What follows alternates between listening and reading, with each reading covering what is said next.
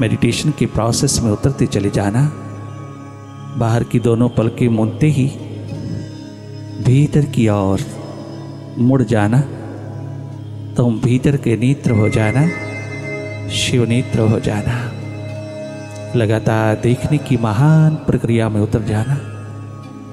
भीतर की नजर में समाहित हो जाना। बाहर खंड खंड चेतना को अखंड रूप बना लेना और भीतर की ओर जागे जागे देखते चले जाना। साक्षी दृष्टा होकर के निरंतर देखते चले जाना। एक न्यूट्रल एनर्जी हो जाना।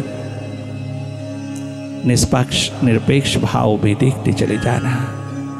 लगातार देखते चले जाना।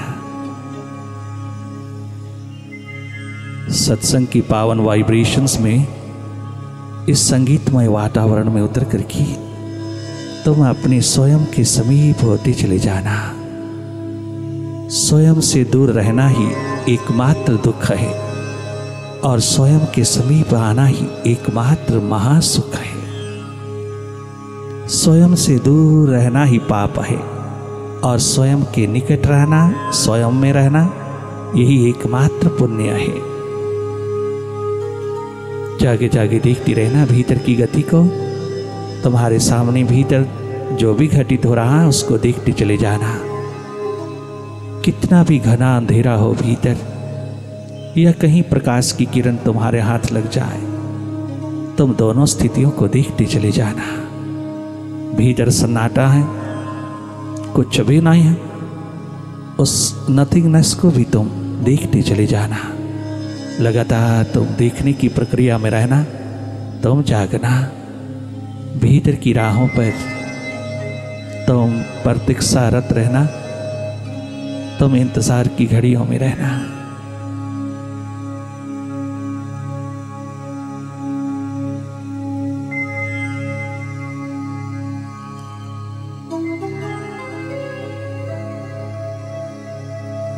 मन की गति को देखते रहना। मन माया के विस्तार को जागे जागे देखते रहना। लगातार देखते रहना। केवल देखना और कुछ करना नहीं। तुम शिवनेत्र होकर के देखते रहना। तुम ही हो शिवनेत्र, तुम ही हो भीतर का नेत्र, तुम ही हो चेतन स्वरूप। तुम अपने स्वरूप की पहचान में, अपने स्वयं स्वभाव की महान स्थिति में उतरते चले जाना। मन के साथ बहुत बहुत तुम रह लिए, मन होकर के रह लिए। तुम अपना स्वभाव छोड़ करके मन की गति में इतना खो गए कि मन ही हो गए। ये तादात्म्य, ये आइडेंटिफिकेशन तोड़ते चले जाना। मन से हटते चले जाना। मन को हटाना नहीं, तुम स्वयं हटते चले जाना। स्वयं अपने स्वरूप, अपने ट्रू नेचर में, अपने वास्तविक स्वभाव में लौटना। हम सब का स्वभाव है देखना। हम सब साक्षी दृष्टा होकर के देखते चले जाएं।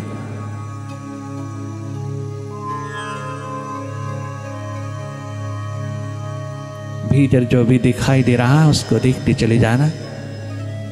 भीतर के अंधेरे सन्नाटे शायद तुमको तुम्हारे केंद्र की ओर पहुंचाने के लिए हैं। तनिक मात्र भी घबराना नहीं। कछु दिखाई दे ना दे, कैसा भी दिखाई दे, अपने आप स्वतः जो दिखाई दे रहा है केवल उसी को देखना। अपने भीतर को खाली करते चले जाना।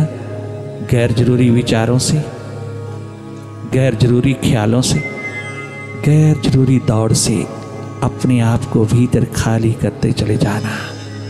मेडिटेशन तुझको तेरे स्वभाव की याद दिलाती है, तुझको स्वस्थ पूर्ण, प्रेम पूर्ण बनाती चली जाती है। जो जो तुम मन से हटते हो तुम स्वस्थ होते चले जाते हो।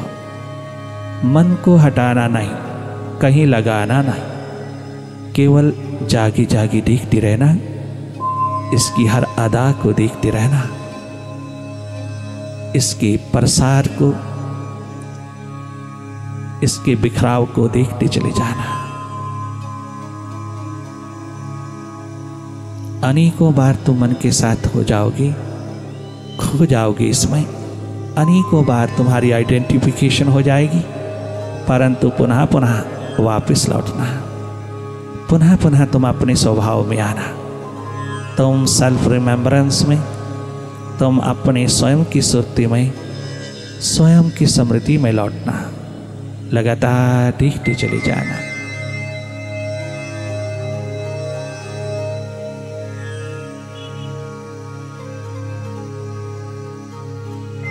विचारों के ऊहापोह को देखते रहना, कहीं खो ना जाना किसी विचार में, भूत भविष्य में मन के साथ कहीं खो ना जाना। तुम जागे रहना, तुम भीतर रहना। जितना मन से हटते जाओगे, विचारों से हटते जाओगे, उतना ही तुम अपनी विल पावर को, अपने मनोबल को, अपने आत्मबल को उपलब्ध होते चले जाओगे। लगातार मन से हटते चले जाना, मन को हटाना नहीं, कहीं रोकना नहीं, कहीं जोड़ना नहीं, मन को अपने स्वभाव में रहने देना। मन का स्वभाव है हर समय पास्ट और फ्यूचर की रस्सियों में झूलते रहना, कभी भूत में कभी भविष्य में दौड़े रहना। वही है इसका अस्तित्व, इसको जाने देना, तनिक मात्र इसको दबाना नहीं, रोकना नहीं, कोई कोशिश नहीं करना। तुम इसकी गति को देखते रहना, इसके स्वभाव को समझते चले जाना, तुम देखने की प्रक्रिया में रहना।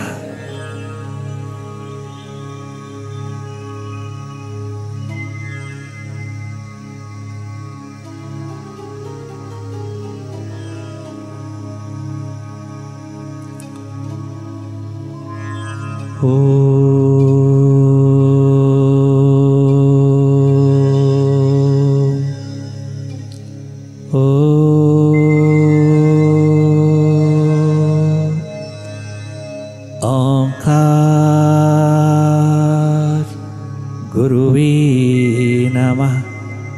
ओम गुरुवे नमः। ओंकार गुरुवे नमः।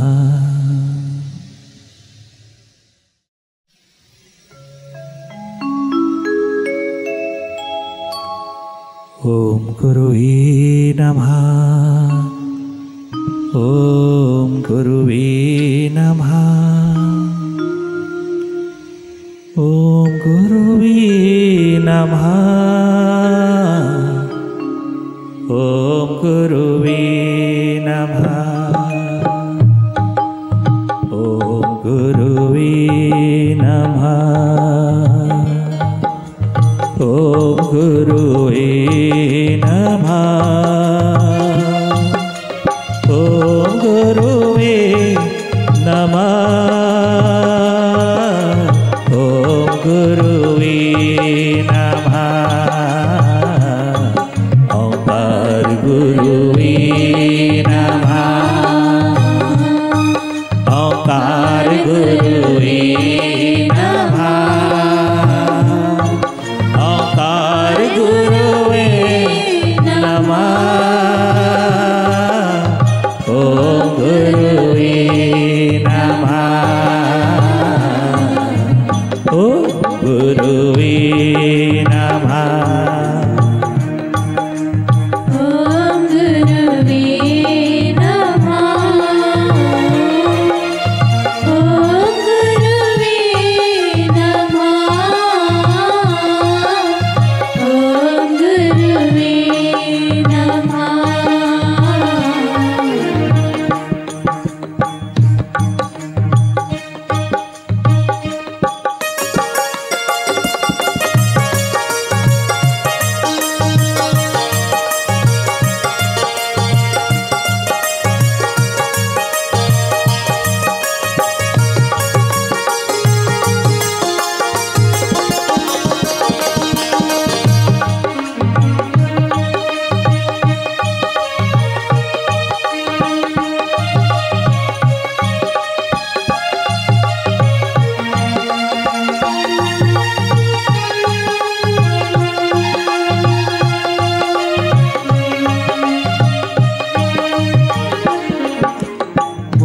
सम कौन कुटिल खल कामी, मौसम कौन कुटिल खल कामी, जिस तन दियो सोई बिसरायो, मैंने जिस तन दियो सोई बिसरायो, ऐसो नमक हरामी, मैं तो ऐसो नमक हरामी, मेरा कैसी उधार हो स्वामी।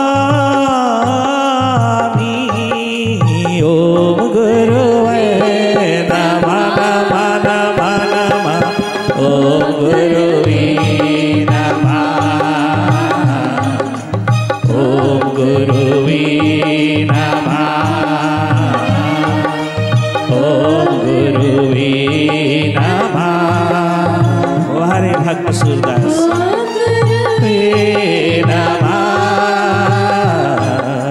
ओम गुरुवे नमः, ओम गुरुवे नमः नमः नमः नमः, ओम गुरुवे नमः, ओम गुरुवे नमः, ओम गुरुवे नमः।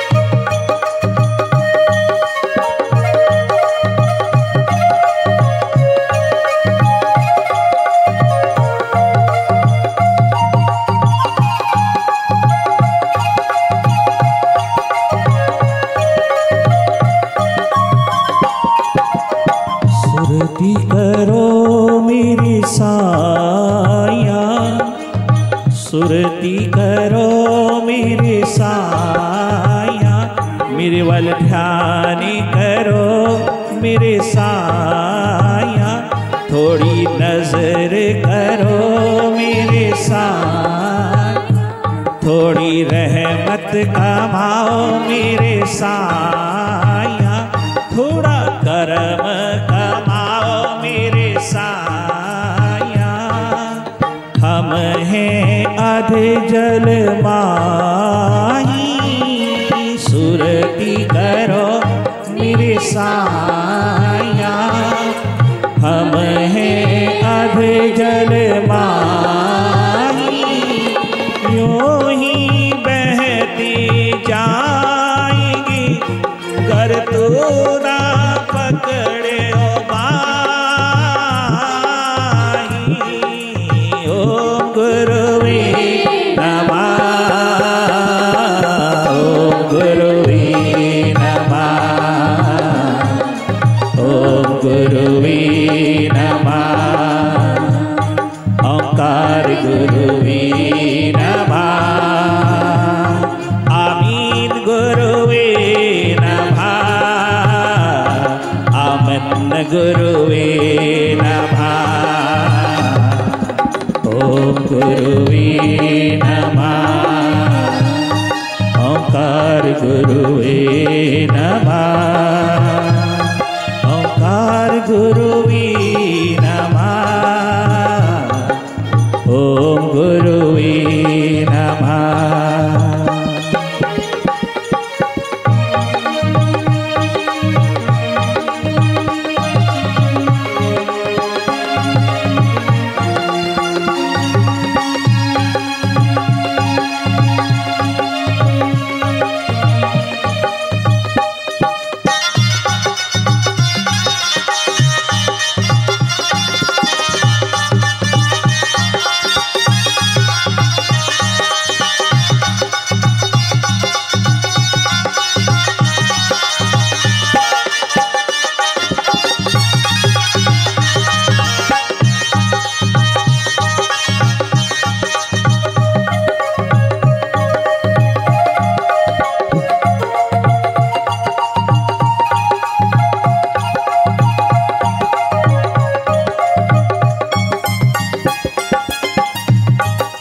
शरीर के किसी भी अंग में, शरीर के किसी भी पार्ट में कोई कांटा चुभ जाता है तो उसकी वेदना, उसका दुख सारे शरीर में, चारों ओर सारे शरीर में उतर जाता है। जिस जगह पे कांटा चुभा है केवल दर्द वही नहीं होता, वो वेदना सारे शरीर में उतर जाती है। हर एक पार्ट में, हर एक अंग प्रत्यंग में उस शल्य का, उस कांटे का प्रभाव उतर जाता है। सारा शरीर दर्द करने लगता है जब कभी कोई भी कांटा कहीं चुभता है। उस कांटे को जब तक निकाला ना चाहे तब तक शरीर स्वस्थ नहीं होता, सर्वांग सुखी नहीं होता। सारा का सारा शरीर उस समय सुखद अनुभव करता है जब वो कांटा तुम निकाल करके फेंक देता हो।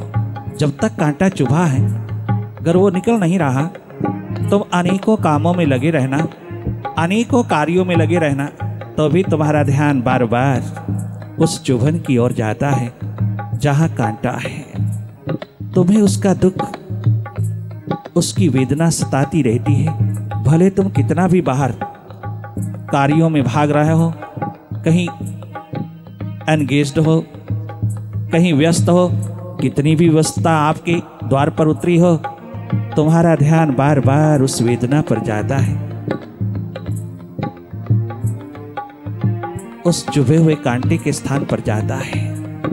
परंतु जैसे ही तुम वो कांटा निकाल करके फेंक देता हो, तुम सदा के लिए सुखी हो जाता हो। ठीक इसी तरह आपके भीतर मन के तल पर कोई पाप का, किसी प्रकार की भूल का कांटा चुभा है, जब तक आप उसको निकाल करके पूरी तरह से गिरा नहीं देते, तब तक तुम भीतर भीतर उस चुभे हुए कांटे से उठी हुई वेदना का शिकार बने रहते हो। तुम कितना भी छिपा लेना अपने भीतर, परंतु याद रखना, जब तक तुम छिपाए हुए हो, जब तक तुम भीतर दबाए हुए हो, सुप्रेस कर रहा हो, जब तक तुम भीतर छिपाए हुए हो,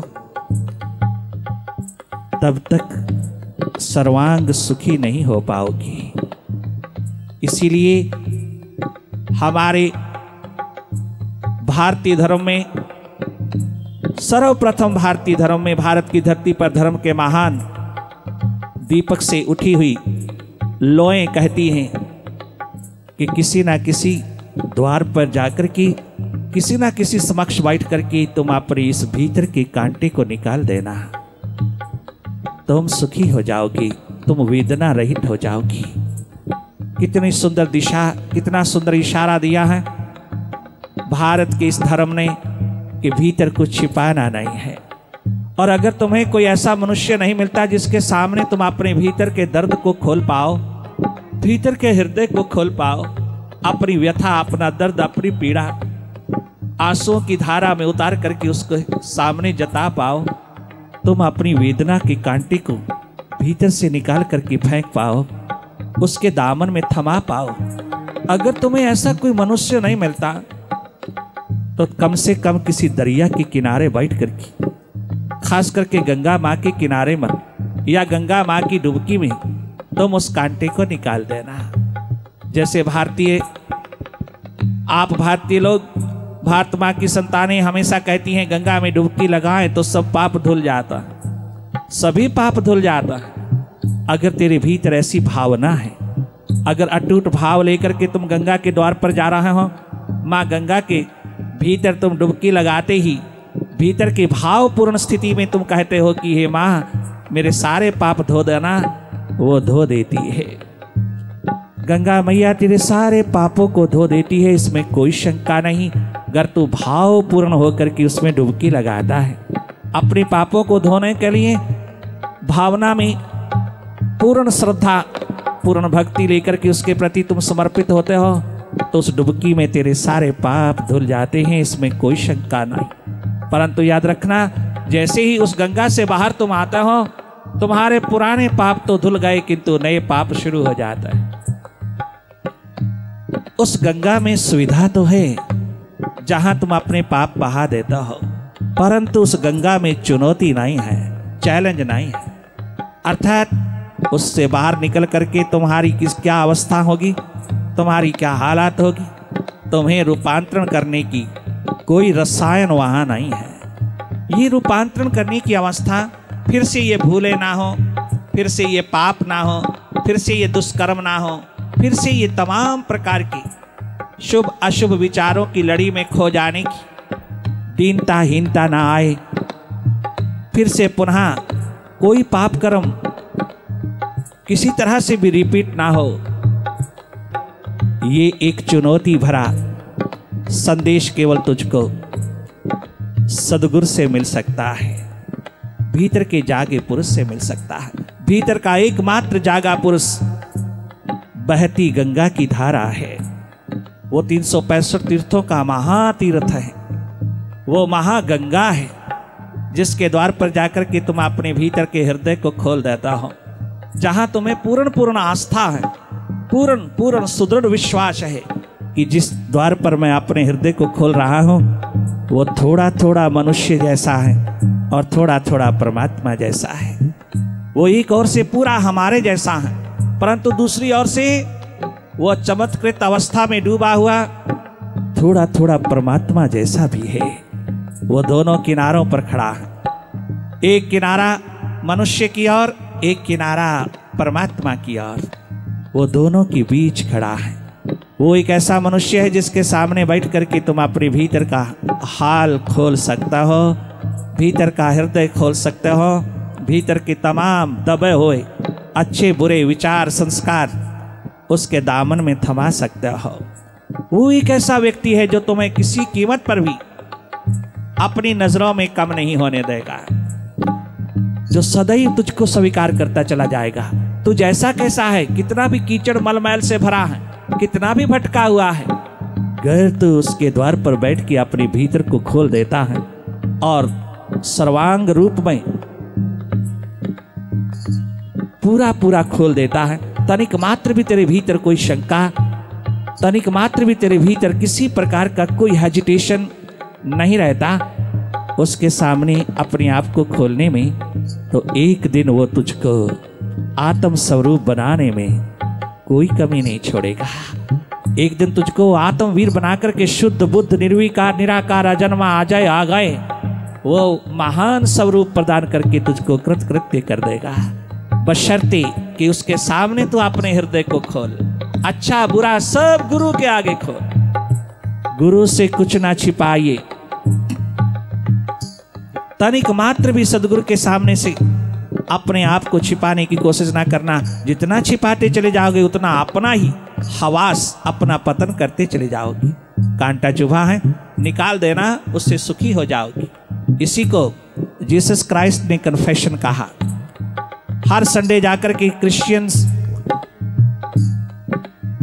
अपने तमाम पापों का कन्फेशन करता है। वो अलग बात है कि मंडे से फिर वही शुरू कर देता है।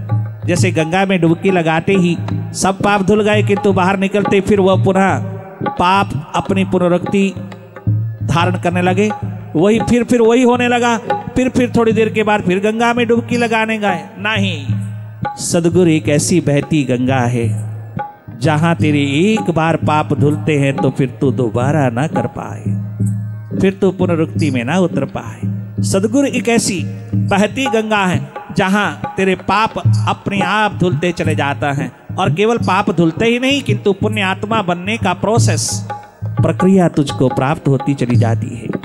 जहां केवल सुविधा हो चुनौती ना हो वहां विकास नहीं होता, और जहां सुविधा भी हो और चुनौती भी हो वहां तेरे जीवन का विकास होना एक संभावना का रूप बनकर के उतरता है। इसीलिए नरेंद्र विवेकानंद एक दिन अपने घर आंगन में बैठ करके अपने मुर्शिद रामकृष्ण परमहंस के प्रति कितना सुंदर आवाज उठाता है। यही एकमात्र पॉइंट कि सदगुरु तो गंगा है बहती हुई, मैं दक्षिणेश्वर की बहती गंगा में क्या स्नान करूं। ओ मेरे मुर्शिद, तो शाश्वत गंगा है, तो उस गंगा से भी ज्यादा बड़ी महागंगा है जो कभी भी अपने शिष्य के भूलों पर तनिक मात्र भी निराश नहीं होता, बारंबार उन भूलों के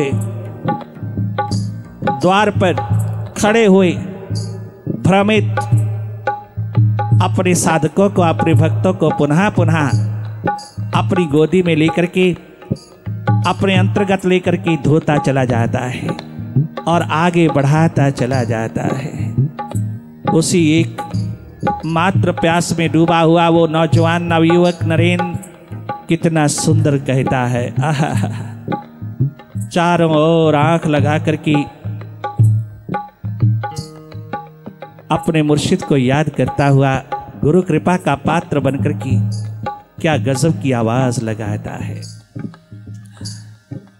शबे फिराक की यारो कोई सहर भी है, शबे फिराक की यारो कोई सहर भी है। ओ दोस्तों, ओ मित्रों, ओ संबंधियों, ओ रिश्ते नाते सज्जनों, शबे फिराक की यारो कोई सहर भी है, शबे फिराक की यारो कोई सहर भी है। हमारे हाल की उनको कोई खबर भी है, हमारे हाल की उनको कोई खबर भी है। शबे फिराक की यारो कोई सहर भी है, शबे फिराक की यारो कोई सहर भी है। हमारे हाल की उनको कोई खबर भी है, हमारे हाल की उनको कोई खबर भी है। शबे फिराक की यारो कोई सहर भी है।